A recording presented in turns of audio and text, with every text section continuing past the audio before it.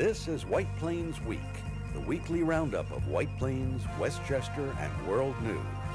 With John Bailey, editor and publisher of the daily internet newspaper White Plains Citizen Net Reporter, WPCNR.com. Jim Beneroff, editor and publisher of SuburbanStreet.com and WhitePlains.com. White Plains Week, what's happening, who are the newsmakers, what's in store for the future. The views and opinions expressed on this program are solely those of the participants. White Plains Week is presented on Optimum Cable Channel 76, Verizon Fios Channel 45, and on the internet at whiteplainsweek.com, youtube.com, and wpcommunitymedia.org. Now, White Plains Week.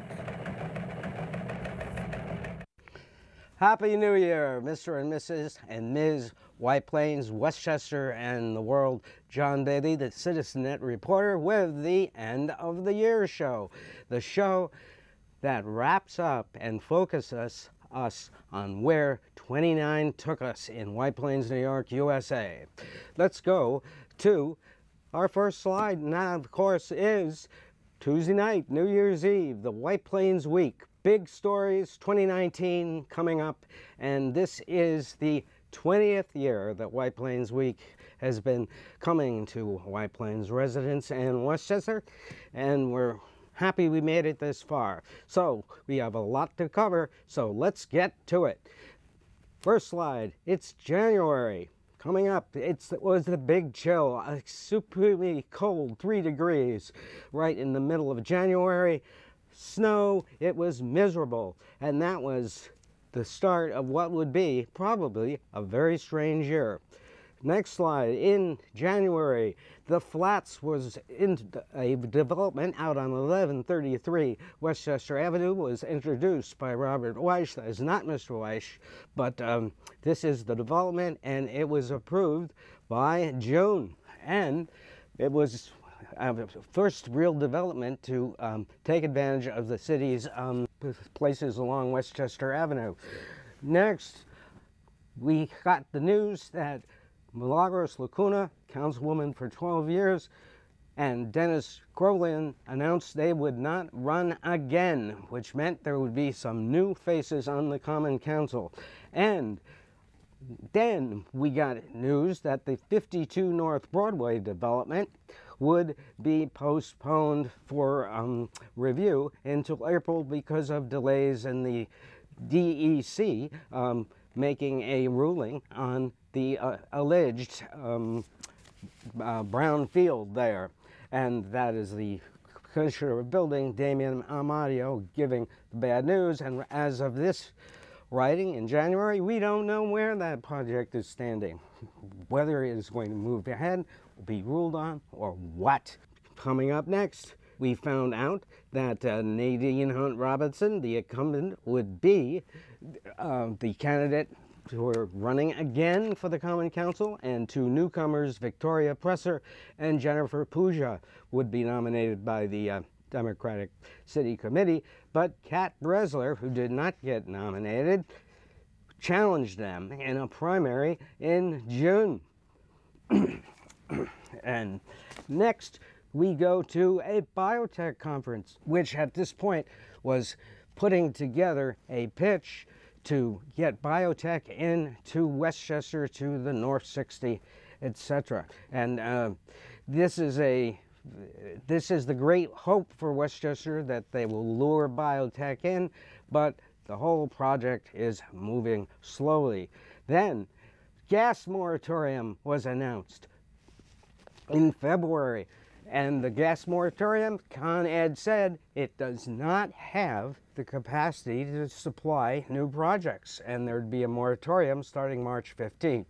So 1,600 applicants rushed their applications for gas to Con Ed, and they're still sorting through them at this time a year later. And next, having to do with this moratorium, Con Edison was awarded $223 million for the Con Ed to promote conservation efforts in current gas localities, perhaps ease the shortage. But as of now, the moratorium will last until 2023, when a deal with the Tennessee Pipeline would be able to supply gas unlimited, supposedly, but that's still 3 years away.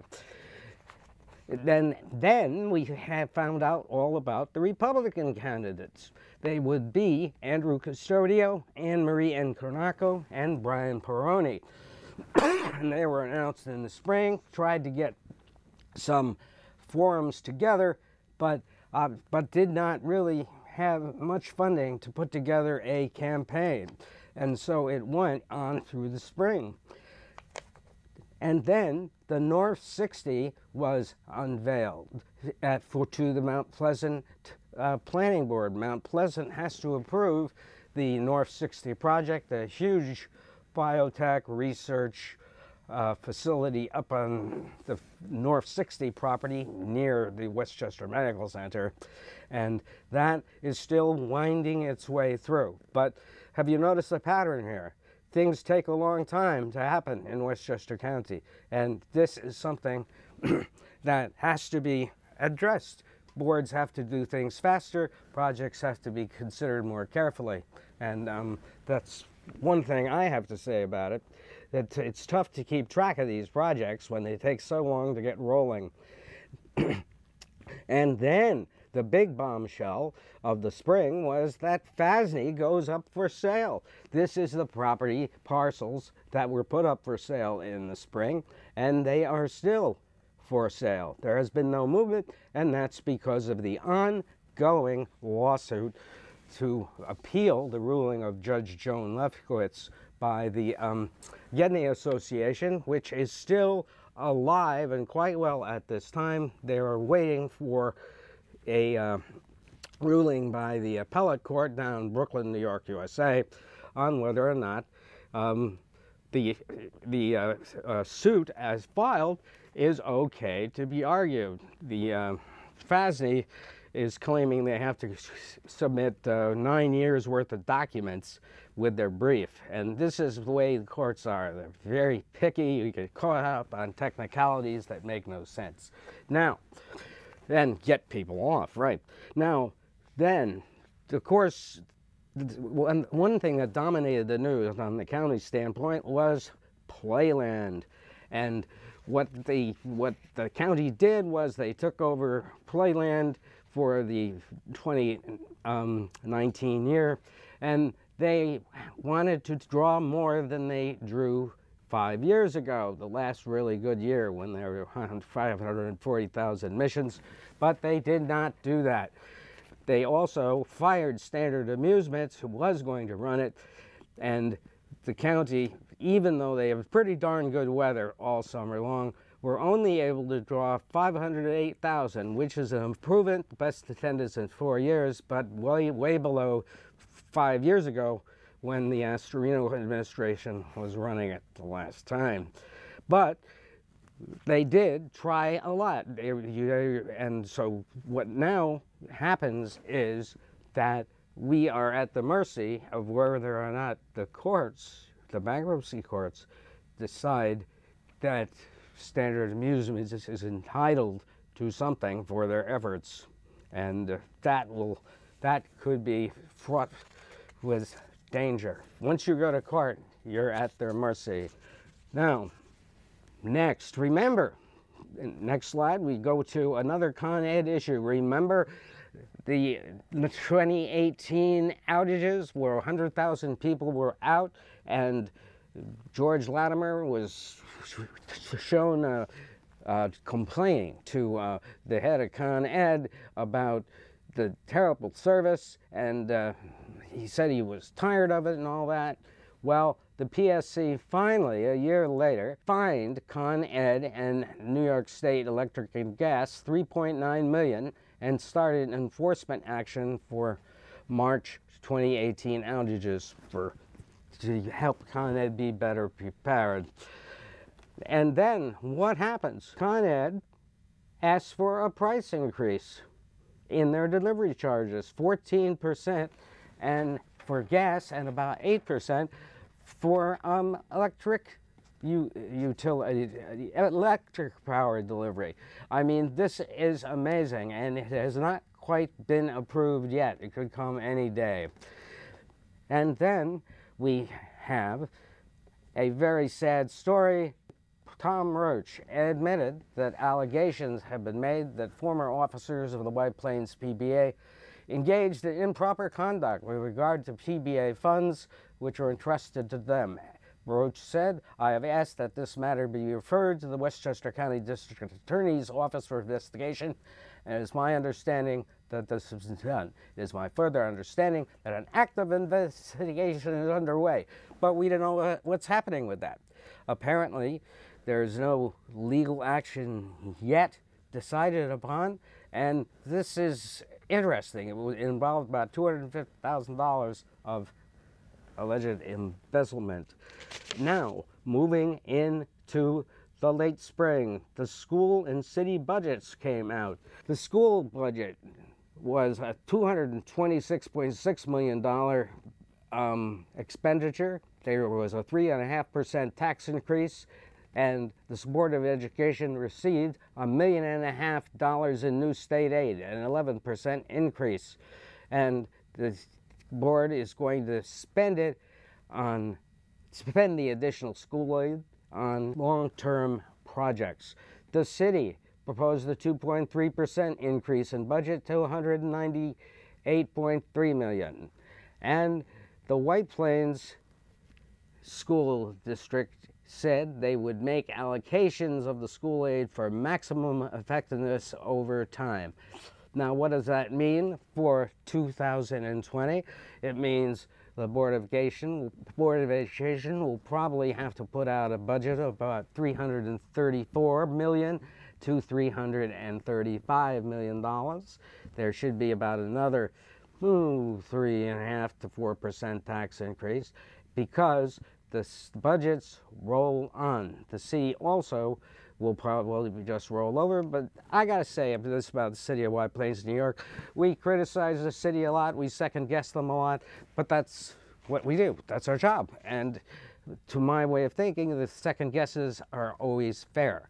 Now, I will say this though, they're the best run financial city in the whole darn county and the state for that matter. We don't make wild projections of what we expect to get in sales taxes.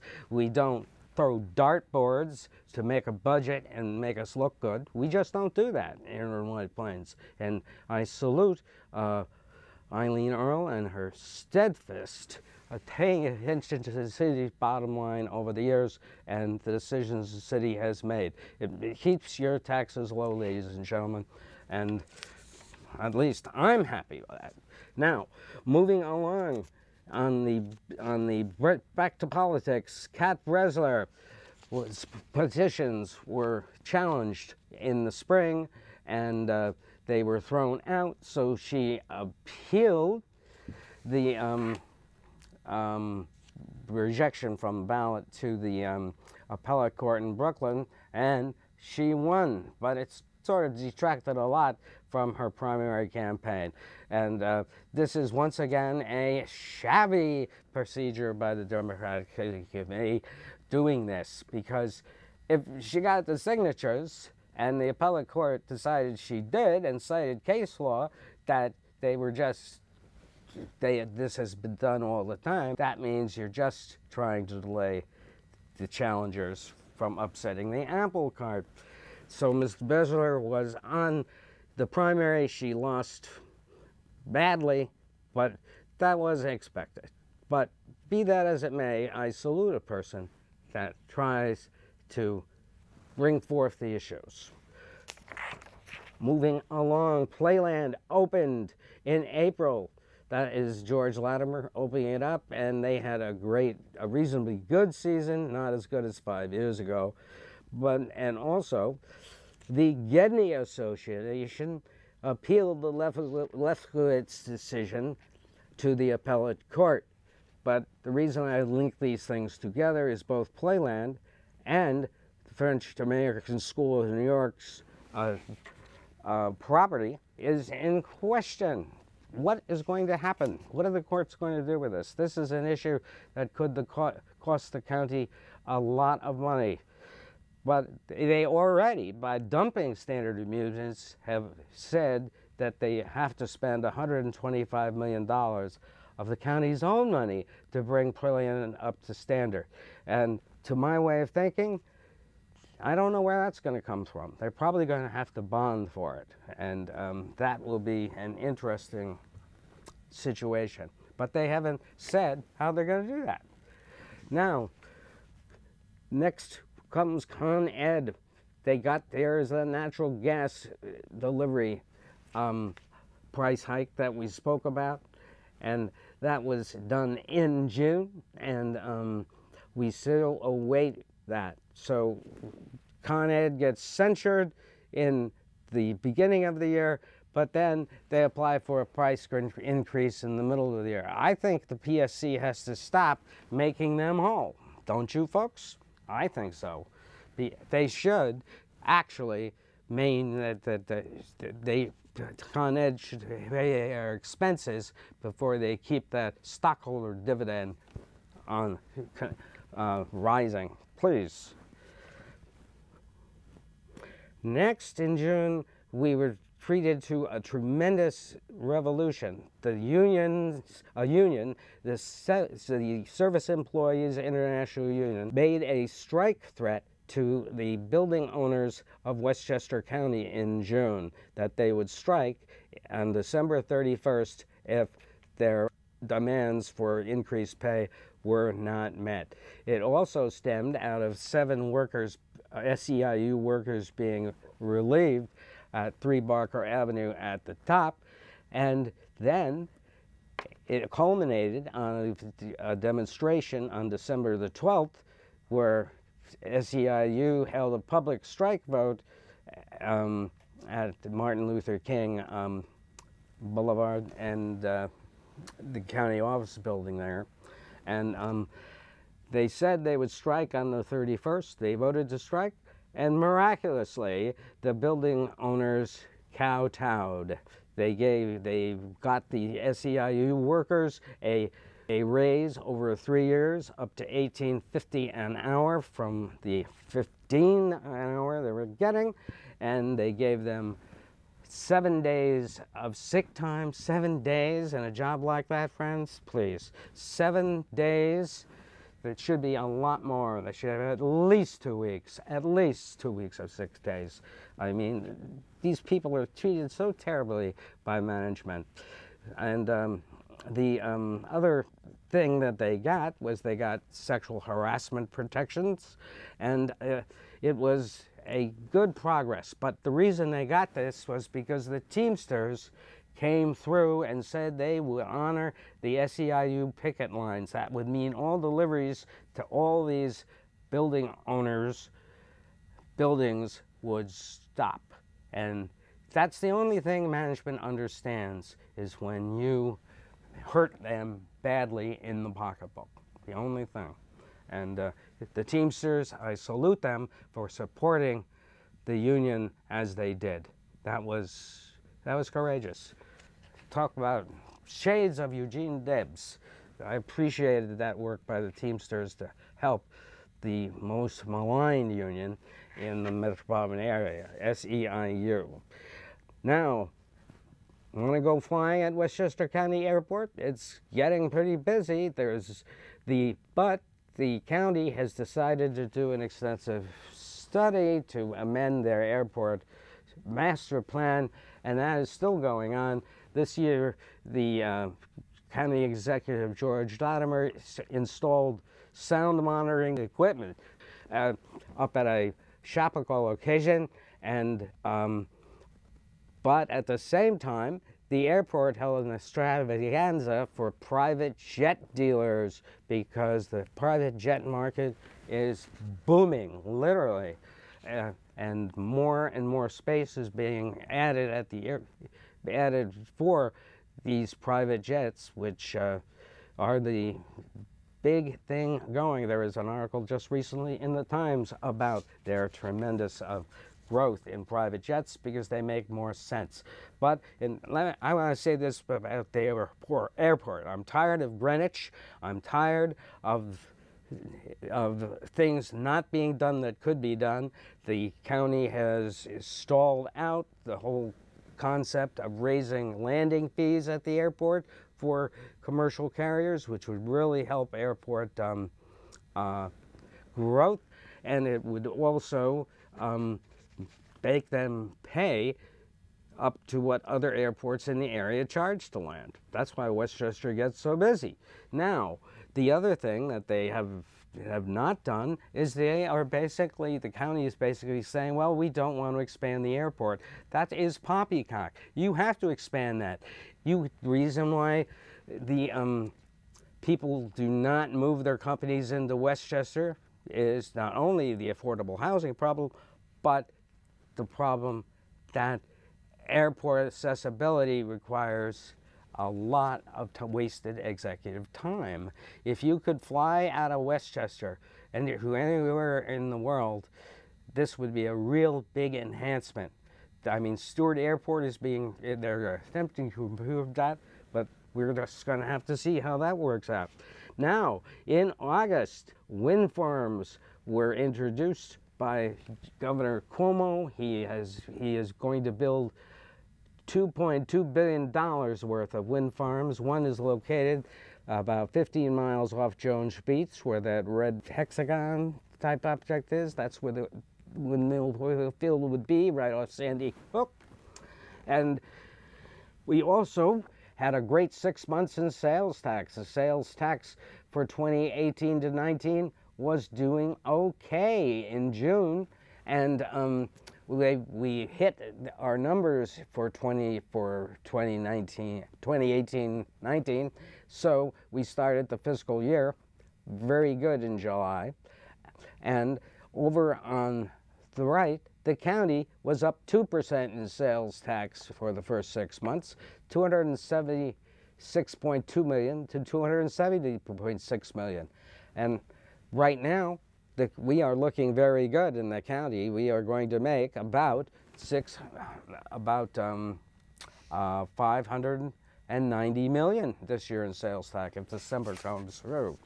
Now, coming up next, oh, and Richard Leibson, the fine reporter for the Journal News, died in July, lower right, and he was a friendly reporter. He had a great rapport with everybody in the city, and he worked very hard, knew White Plains, and we miss him. Now, coming up next, we're into the August, the fall season, and the White Plains test scores finally came out, and they were just not a big improvement. In fact, they did not improve at all in the ELI, but they did improve in math. But interestingly enough, that is really sort of dying out, this interest in the test scores. Now, another huge story that happened in September, was the city has just decided out of the blue to pick 13 properties for possible eminent domain consideration along East Post Road. This is amazing. We do not know what they're going to do it for, though it was rumored that it might have something to do with White Plains Hospital. You think? Maybe? But to my way of thinking, this is really something. And right now, the owners of the buildings are deciding what they should do legally. And in September, Mary Ann Keenan, a councilwoman for 26 years, and a 57-year White Plains resident, a really great model for what a council person should be, involved, intelligent, asking questions, and she is a great role model for the new council people coming on in. Now, next in September, we had lots of comings and goings. David Buchwald said that he would run for Nita Lowey's seat. Nita Lowey retiring at the end of this year, and he is off to a running start. He's being challenged by a basic football team of Democrats looking to move on up, and also by a gentleman from Rockland County who is well funded. David Eisen, I believe is his name. Now, Mary Ellen Elia, the head of the Department of Education, left her job suddenly in the summer, and for Points West, I mean, obviously, seeing the assessment scores on the wall, the hospital surgical center started rising, and Louis Capelli, as constructor of the 55 Bank Street building, is moving along about a floor a week. He's up to about floor 11.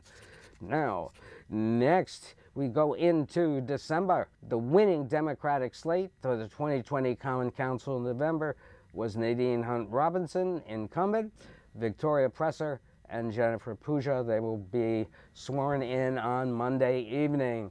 In sales tax, the county stands to hit $607 million. However, they are woefully short because they need at least 15% growth to even approach $747 million in sales tax. Milagros Lacuna and Dennis Crolin said goodbye. They are leaving the council, and Governor Cuomo fixed tolls for Westchester and Rockland residents and will only be paying about $5.75. And perhaps the greatest achievement of the year was the Smokehouse Burger introduced at city limits. It's an ultimate burger. And now we leave you with a New Year's Eve celebration, Tuesday night in White Plains. Happy New Year, safe, happy, successful 2020.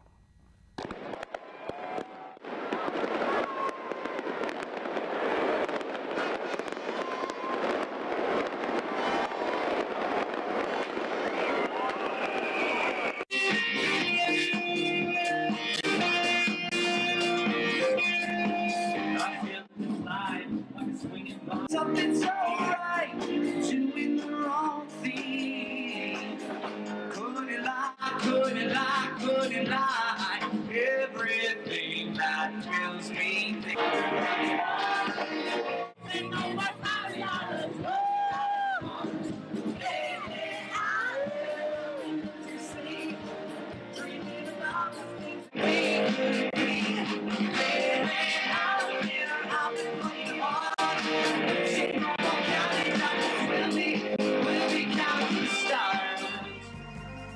This has been White Plains Week, news and commentary about White Plains, Westchester, and the world. The views and opinions expressed on this program were solely those of the participants. White Plains Week, produced by White Plains Citizen Net Reporter, and presented on Optimum Cable Channel 76 and Verizon Fios Channel 45.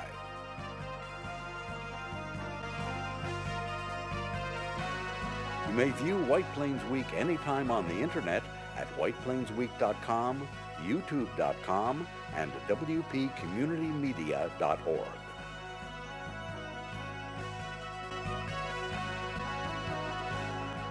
For White Plains Week, this is Peter Katz speaking.